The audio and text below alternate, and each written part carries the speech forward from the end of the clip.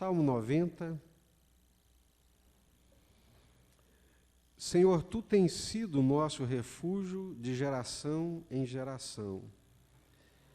Antes que os montes nascessem e se formassem a terra e o mundo, de eternidade a eternidade Tu és Deus. Tu reduzes o homem ao pó e dizes, tornai filhos dos homens. Pois 1000 anos aos teus olhos são como o dia de ontem que se foi e como a vigília da noite. Tu os arrastas na torrente, são como um sono, como a relva que floresce de madrugada, viceja e floresce, à tarde murcha e seca. Versículo 9, parte B. Acabam-se os nossos anos como um breve pensamento. Os dias da nossa vida sobem a 70 anos, ou, em havendo vigor, a 80. Neste caso, o melhor deles é canseira e enfado, porque tudo passa rapidamente e nós voamos. Versículo 12. Ensina-nos a contar os nossos dias para que alcancemos coração sábio. Versículo 14. Sacia-nos pela manhã com a Tua bondade, para que cantemos de júbilo e nos alegremos todos os nossos dias. Amém?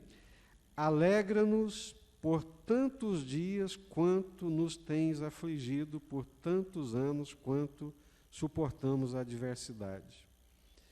Aos teus servos apareçam as tuas obras, e aos seus filhos a tua glória. Seja sobre nós a graça do Senhor, nosso Deus, confirma sobre nós as obras das nossas mãos. Sim, confirma a obra das nossas mãos. Eu já falei aqui algumas vezes, mas você também pode ler e ter essa mesma percepção, que os livros de sabedoria bíblica, eles trabalham numa forma de antítese. Eles sempre estão fazendo comparações, uma proposição, uma tese e o contrário dessa tese. Então, sempre nessa proposta de comparar uma coisa com uma outra.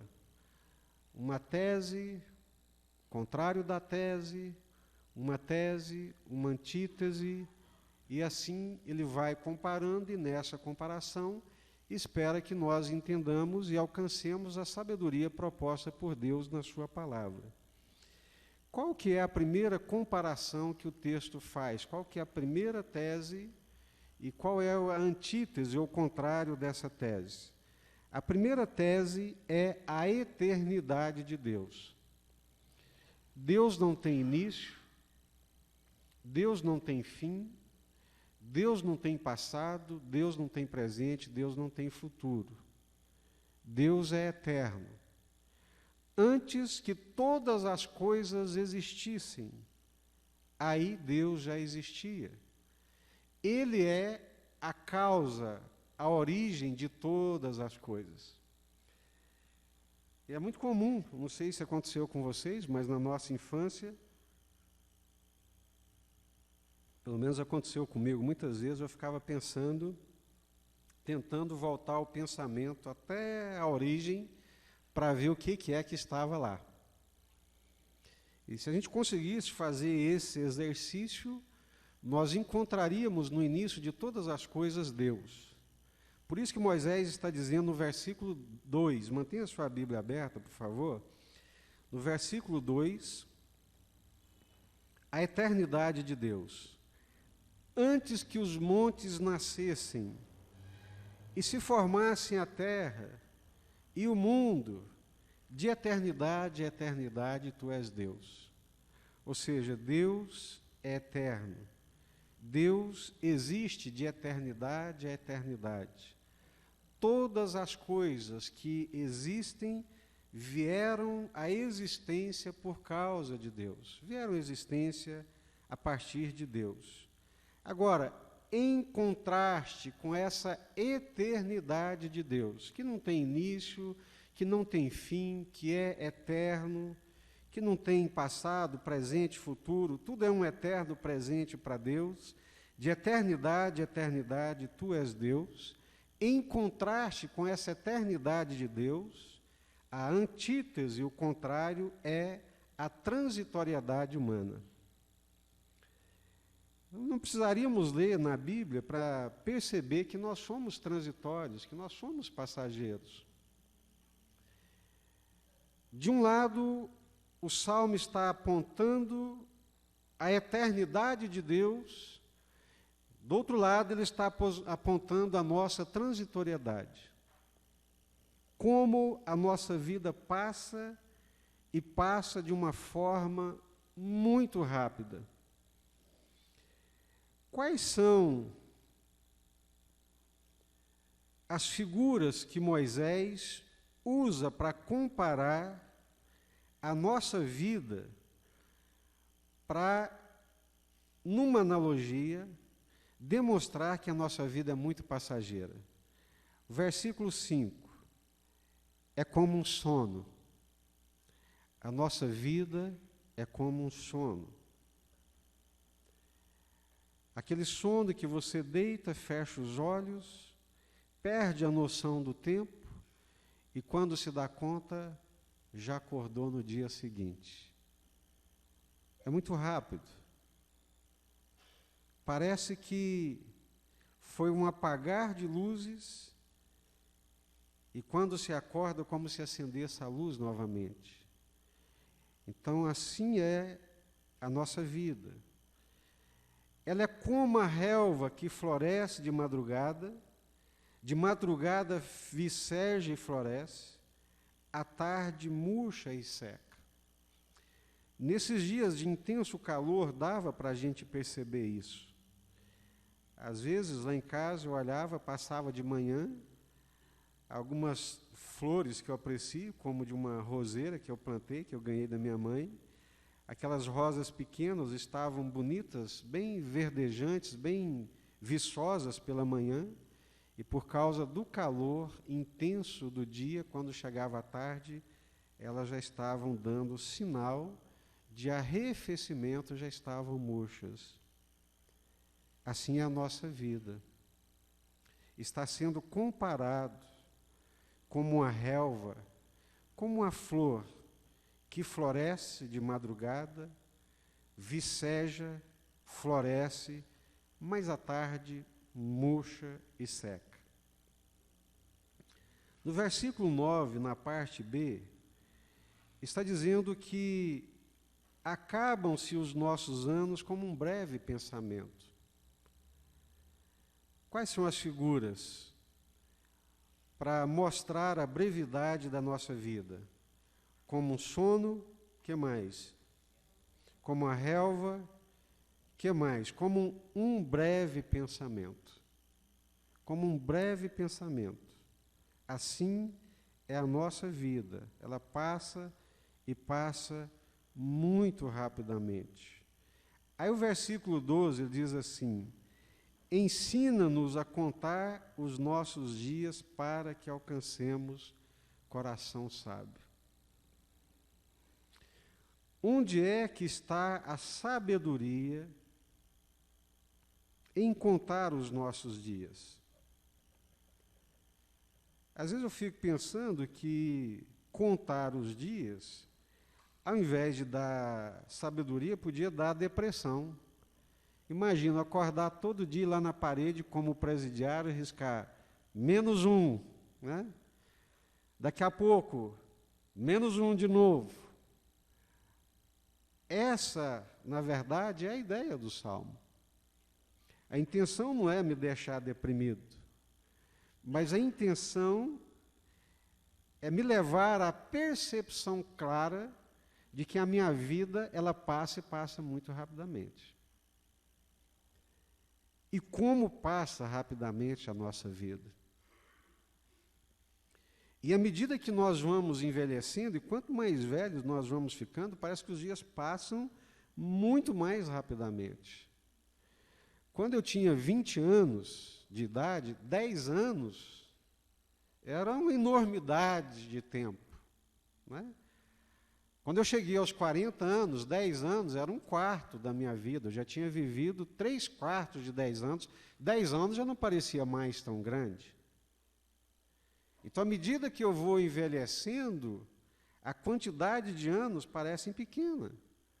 Para um garoto de 20 anos, 10 anos é a metade da vida dele. Para um de 50, é apenas 20% da vida.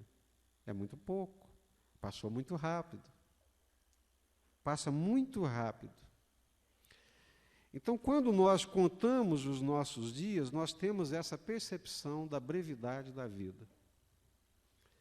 Eu estou falando isso que, embora uma pessoa viva 101 anos, como viveu o pastor Enéas, é muito pouco. Se você perguntar para ele, ele vai dizer, olha, se pudéssemos perguntar, ele diria, passou muito rápido. Passou muito rápido, 100 anos passou rápido demais. Se nós perguntarmos para outro de 70 anos, passou muito rápido. Passou muito rápido. Passa muito rápido. A vida é muito breve. Se a vida passa rápido, se a vida é breve, o que é que vale a pena na vida? O que dá sentido para a vida? O que dá sentido para a nossa existência terrena? Se essa vida ela é assim como um sono, como uma relva, como um pensamento, como uma planta que nasce e daqui a pouco já murcha, como um breve pensamento. Outras figuras vai dizer que é como a neblina. Às vezes acordamos de manhã, a cidade está tomada de neblina, vem o sol, ela desaparece rapidamente. O que vale a pena? Os versículos 14, 15, 16 e 17 vai nos dizer o que é que vale a pena na vida. Olha aí para você ver. Vale a pena na vida acordar todos os dias saciados pela bondade de Deus. Sacia-nos de manhã com a tua benignidade, para que cantemos de júbilo e nos alegremos todos os nossos dias. Olha que coisa interessantíssima. Apesar dessa vida ser tão breve, tão passageira, tem algo de muito significativo, de muito especial para as nossas vidas. É quando a nossa vida é cheia da alegria de Deus. É quando nós acordamos todas as manhãs, independentemente das circunstâncias, mas nos encontramos plenos e saciados da alegria de Deus. Você poderia me perguntar, pastor, mas isso é uma loucura, isso é uma alienação.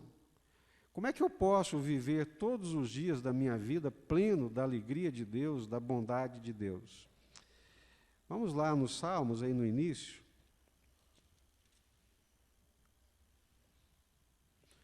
Salmo que eu gosto muito, e quando eu descobri esse versículo, o meu coração saltou de alegria. Salmo 4, o verso 7.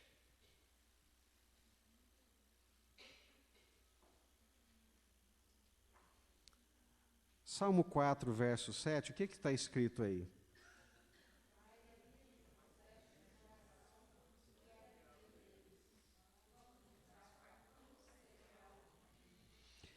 Nessa breve, curta e rápida vida, essa breve, curta e rápida vida pode ser vivida cheia da alegria de Deus. Olha o que está escrito, às vezes nós lemos e não entendemos, né? Muitas vezes nós lemos a Bíblia numa leitura despersonalizada, ou como diz alguns, nós somos ainda analfabetos funcionais, lemos e não entendemos. O versículo 7 está dizendo assim, mais alegria me puseste no coração. Eu estou dizendo para alguém fora de mim, estou dizendo, mais alegria me puseste no coração. Quem é esse alguém que põe alegria no meu coração? Deus. Então, existe uma alegria de Deus que Ele coloca dentro do nosso coração. E o salmista está dizendo que essa alegria é muito maior do que a alegria de quem tem fartura de cereal e de vinho. Mais alegria me puseste dentro do coração do que a alegria deles quando lhes há fartura de cereal e de vinho. Ele está dizendo que essa alegria ela é sobrenatural, ela é um milagre, ela vem de Deus, ela é celestial. Vem do trono de Deus, não depende das circunstâncias, não depende da tulha cheia, não depende da despensa cheia, não depende da conta bancária, não depende da fama, não depende dos aplausos, não depende do sucesso, depende única e exclusivamente de Deus. É um milagre, é uma alegria sobrenatural, é celestial. É Deus quem coloca isso dentro do nosso coração. Deus é eterno, eu sou transitório, a minha vida passa muito rapidamente, mas tem coisas que me enchem de vontade de viver, que me dão alegria de viver, é quando eu vivo com Deus, porque Deus coloca essa alegria sobrenatural e celestial dentro do meu coração. Versículo 14, sacia-nos, enche-nos, abarrota-nos o coração com a tua bondade, para podermos cantar de júbilo e nos alegrar todos os nossos dias. A alegria do Senhor é a nossa força. Não é? Versículo 15 continua, alegra-nos por tantos dias, quanto temos sido afligidos, por tantos anos quanto suportamos a adversidade. O lenitivo para a adversidade é a alegria de Deus. O remédio para a adversidade é a alegria de Deus. Versículo 16, aos teus servos apareçam as tuas obras. Ou seja, a alegria sobrenatural de Deus que Ele coloca dentro do nosso coração, não tem preço, é graça, é celestial, é sobrenatural, vem do trono de Deus, é um milagre de Deus. É um milagre de Deus. Quantos de nós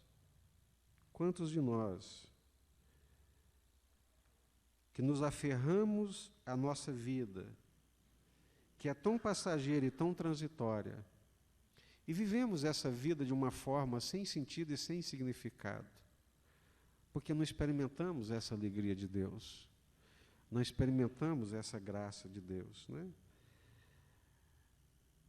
Esses dias eu acordei de madrugada e fui orar. Eu estava lendo a palavra de Deus e orando, aí comecei a ler Romanos 9. Lá em Romanos 9, Paulo começa a dizer, os dois meninos, Jacó e Esaú, não haviam nascido, não tinham feito bem ou mal, sem ter praticado bem ou mal, Deus disse, amei a Jacó e me aborreci de Esaú. E Paulo diz, mas de que Deus se queixa então? Alguns diriam. Aí ele mesmo responde, numa expressão de Moisés, Deus tem misericórdia de quem Ele quer ter misericórdia, Deus se compadece de quem Ele quer se compadecer. Aí naquele momento ali, naquela madrugada, eu ouvi claramente, olhando para a minha vida, de uma forma muito palpável e existencial, Deus dizendo, de você eu tenho tido misericórdia. O que mais que eu quero? Que segurança maior posso eu esperar dessa vida do que a bondade de Deus, do que a alegria de Deus, do que a misericórdia de Deus? Deus tem misericórdia de quem Ele quer ter. E se Ele tem tido de mim, se Ele tem tido misericórdia de você, meu irmão, minha irmã, não tem nada mais que possa transbordar o nosso coração de alegria. Versículo 17: seja sobre nós a graça do Senhor nosso Deus. O que é a graça de Deus? Quando Ele está dizendo, Senhor, olha, que a cada manhã eu acorde saciado pela Tua bondade. Que todos os dias da minha vida, não importa o tamanho da adversidade, mas que a alegria do Senhor me enche o coração, independente da adversidade, da aflição. Transborde os meus dias da Tua alegria. Agora, seja sobre nós a graça do Senhor. Davi cantou, a Tua graça é melhor do que a vida. A Tua graça é melhor do que a vida. Olha só, nós estamos falando aqui de vida. Nós estamos falando aqui de vida que é passageira, estamos falando de vida que é transitória, de vida que passa e passa muito rapidamente. Aí vem Davi e diz assim, a Tua graça é melhor do que a vida. O que Davi está dizendo? O que aqui está dizendo? Venha sobre nós a Tua graça. Que graça é essa? O que é a graça de Deus? O que é, meus irmãos? Favor imerecido é uma definição teológica correta, perfeita, que encaixa perfeitamente ao que nós estamos dizendo. Mas eu gosto muito da expressão para definir graça de Deus, é achar graça aos olhos de Deus, é ser agradável a Deus, não por aquilo que eu fiz ou deixei de fazer, porque se é graça, não é mérito. É Deus olhar para mim e se agradar de mim, independentemente do que eu fiz ou do que eu deixei de fazer. Porque se foi por aquilo que eu fiz ou deixei de fazer, não é mais graça, é mérito, é recompensa. A graça, então, é porque Deus olha para mim, independentemente do que eu esteja vivendo, do que eu fiz, do que eu deixei de fazer, ainda assim Deus olha para mim e se agrada de mim. E fala, meu amigo, eu te amo. Meu amigo, eu te amo. Mas, Senhor, porque eu? Isso é problema meu, não é problema seu, eu te amo. É o filho pródigo que chega para o pai e fala assim, pai, por favor, me aceita como um escravo aqui do Senhor. Que isso, meu filho? Você é meu filho. Não, pai, eu não mereço ser seu filho, eu quero ser seu servo. E o pai está dizendo, deixa de besteira, rapaz. Você é meu filho, eu te amo, eu te quero. Tem coisa melhor do que isso na vida? Então, quando diz que a graça é melhor do que a vida, é porque Deus olha para mim, sabe quem eu sou, sabe que eu sou pecador, sabe que eu fui maculado pelo pecado, mas mesmo assim Ele me olha e se agrada de mim. Eu não troco isso por nada, nada, nada desse mundo. Nada, nada, nada, nada, nada, nada. Nada, nada, nada, nada, nada. Nada é melhor do que essa graça de Deus. Nada é melhor do que a bondade de Deus. Nada dá mais sentido para a nossa existência do que a bondade de Deus, a alegria de Deus, a graça de Deus. Aí eu fico abismado com a nossa insensatez e com a nossa loucura de seres humanos que corremos e que nos afastamos da fonte, que queremos saciar a nossa alma, que queremos dar sentido para a nossa vida, que queremos dar plenitude para a nossa existência em coisas que nunca vão saciar. Sacia-nos. O que sacia é a bondade de Deus.